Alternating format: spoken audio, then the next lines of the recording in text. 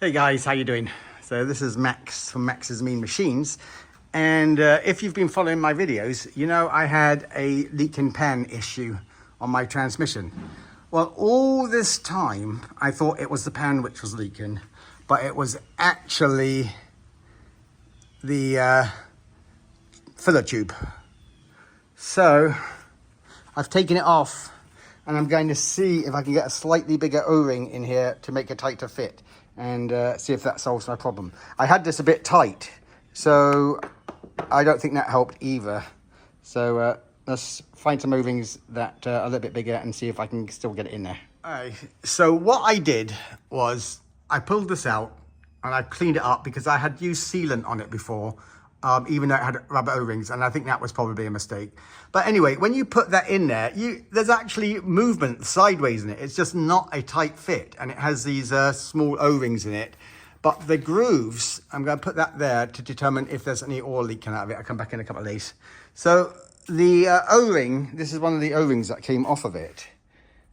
And the O-rings are basically look kind of too small. The gap which they fit in is really big.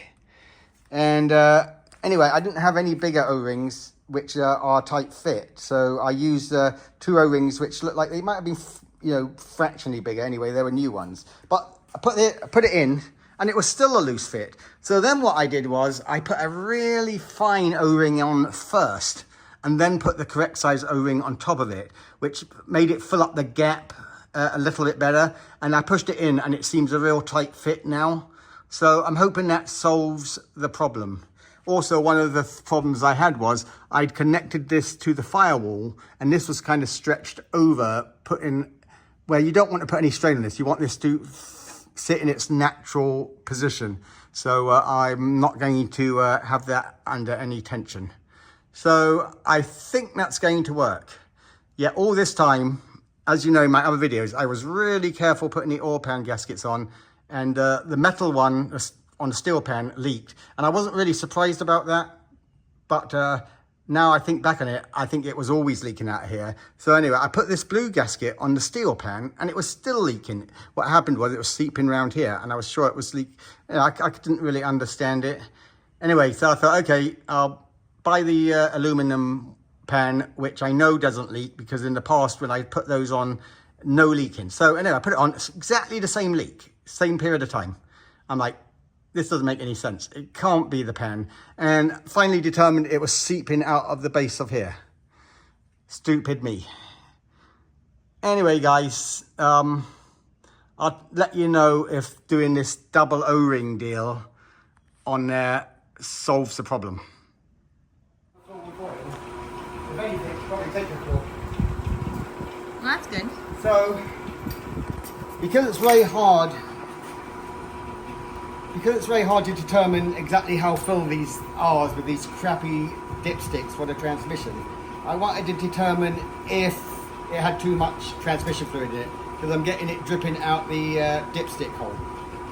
So, I believe that when the engine's running and you've gone through the gears that's in park, it's sucked up the oil into the torque converter and the oil is sitting at where the level should be on the dipstick, which is basically at the top of the pan. Right?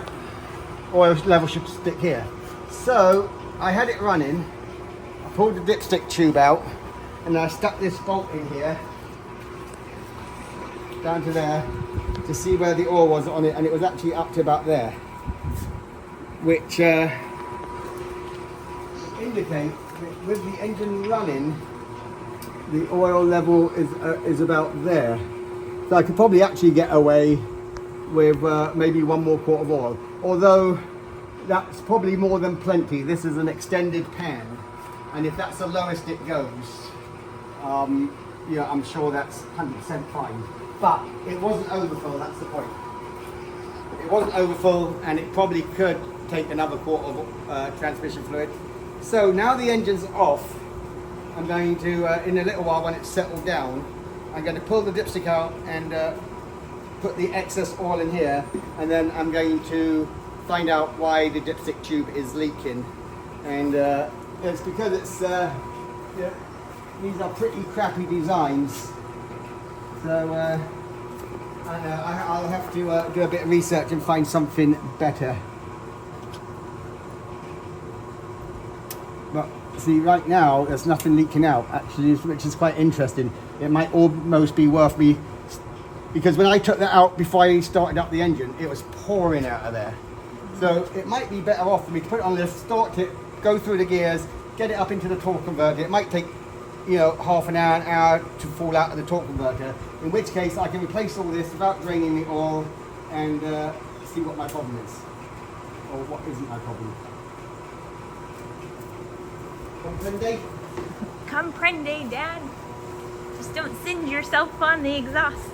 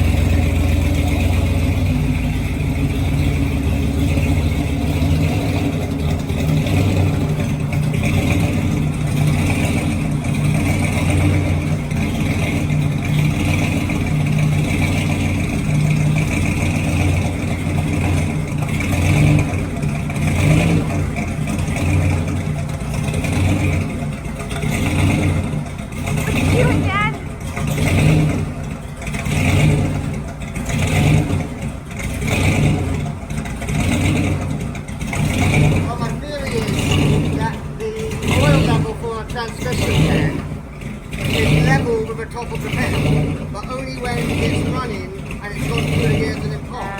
If I pull out the dipstick, any overflowing oil would mean that it was overfilled. So I think I want to find out exactly what the oil level is.